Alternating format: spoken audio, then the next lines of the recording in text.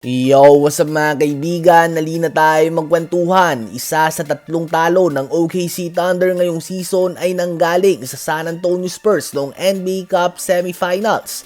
Well, sa December 24, 9:30 AM sa atin sa Pilipinas ay muling magkikita ang dalawang team na ito at magpapahinga lamang sila ng isang araw at December 26, 3:30 AM Philippine time ay muling magkikita ang dalawang team na ito para sa kanilang pangatlong pagkikita sa season na ito. Nung magkita nga sila ay limited minutes lamang nilaro ni Wemby. Ganun pa man hanggang ngayon nga ay hindi pa din naman inaangat ng Spurs ang kanyang minuto at nananatili siyang naglalaro mula sa kanilang bench. Subalit hindi nga malabo na umangat na ito sa mga susunod na pagkikita nila mga kaibigan. Si Wemby nga ang naging game changer para sa Spurs nung nakalaban nilang OKC Thunder. Sa konting minuto niya ay kapansin-pansin nga ang mga run na ginawa ng Spurs, kaya naman sa loob lamang ng 20 minutes na sa game ay na-outscore nga nilang OKC ng 21 points. Ngunit ngayon nga ay masusubukan ng experience ng Spurs dito dahil second game na nila ito ay makakagawa na nga ng adjustments ang OKC tulad lamang sa playoffs. Makikita nga natin kung makakagawa din sila ng sagot sa adjustment na gagawin ng OKC.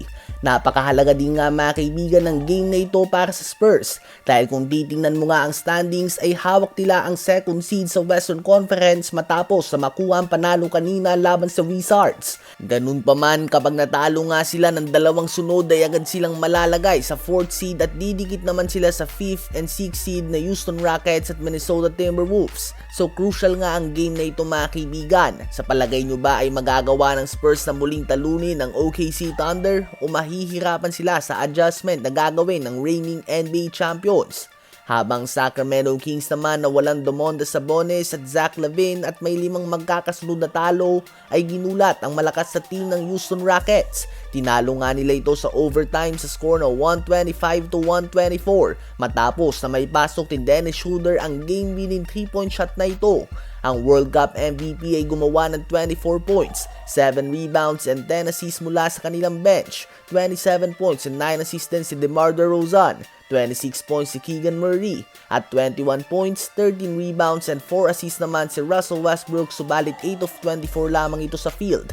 Sa Houston Rockets naman ay 28.6 rebounds si Alperen Sengun, 24 points, 10 rebounds and 8 assists si Kevin Durant, 18 points, 5 rebounds si Jabari Smith Jr., 18 points, 9 rebounds, 8 assists and 3 steals si Amen Thompson, 16 points si Tari Eason at 15 points din si Reed Sheppard. Napaka-solid nga na balance scoring ang pinakita nila, subalit naisahan nga sila ni Dennis Schroeder mga kaibigan.